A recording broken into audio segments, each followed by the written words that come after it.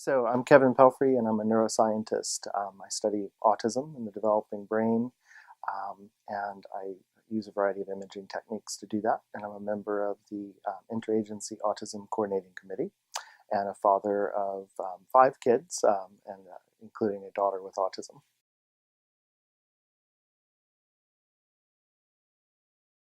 I started out studying basic cognitive neuroscience, focused on social brain development. And while that was relevant to autism, I wasn't an autism researcher per se. And then with my daughter's diagnosis, which took quite a while to kind of happen because she was a girl with autism, I retooled what I was studying and focused entirely on autism.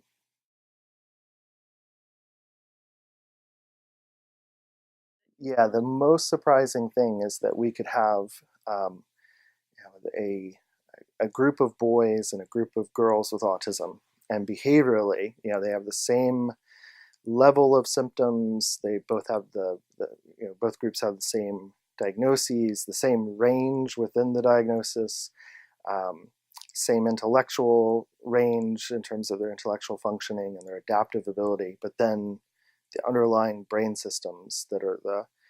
the correlates of that diagnosis is different for girls versus boys. And I would have predicted some differences, but not the magnitude of how different this seems to be. In particular, the girls seeming to have kind of a preserved social understanding system, whereas the boys, that kind of classic signature of difference in social brain functioning being disrupted, but it seems to be intact in the girls, even though behaviorally they're showing these qualitative differences in social function.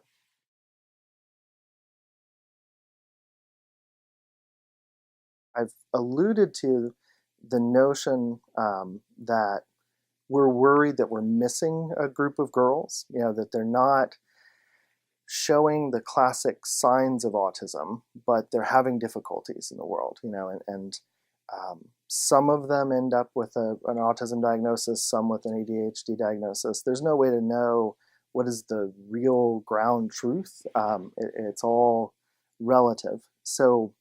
the hope is that the type of work that we're doing with brain imaging, with genetics, putting those together, that we'll eventually be able to inform um, diagnosis and early identification or identification period, um, from a brain perspective, so that the set of diagnostic criteria becomes not just a list of behaviors and a clinical understanding of those, but is also informed by this is what you'll see in the brain and this is what it predicts behaviorally.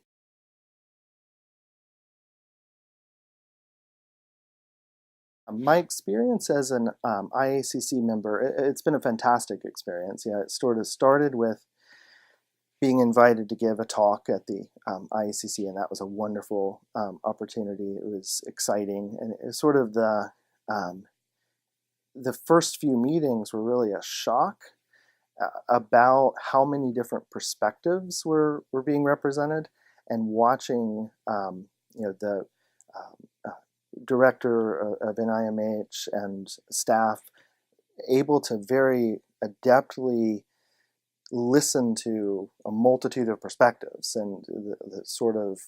cooperative spirit and willingness for people to, on the one hand, argue, but argue very respectfully, and kind of share views.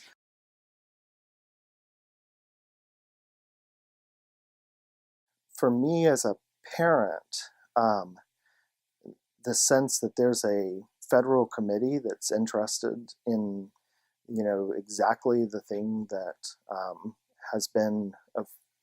most concern to my family, and um, the level of people involved, the expertise represented in the room, the resources being contributed to the research, the fact that um, public members of the public can come in and give testimony, and or comments, and say, this is the issues facing us, and that is extraordinary.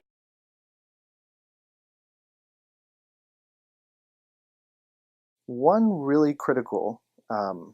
mission that it serves is to um, bring a voice to the autism communities, and so what I quickly learned on the committee is that there's really multiple communities being represented, and so individuals with autism, parents, scientists, policymakers, clinicians, and of course those aren't fine dividing lines, that there are, one individual can be multiple of those things, but the fact that there are multiple communities and that they can see things in very different ways, starkly different ways, and have different agendas, different hopes, different expectations, and sometimes they're completely in opposition. And so being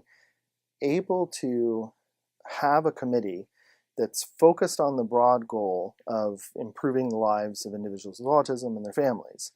and doing that in the most efficient, productive way possible, but then being open to those different communities, that just the existence of that is beneficial in the sense that it provides the forum to have very complex discussions, then to go back to our respective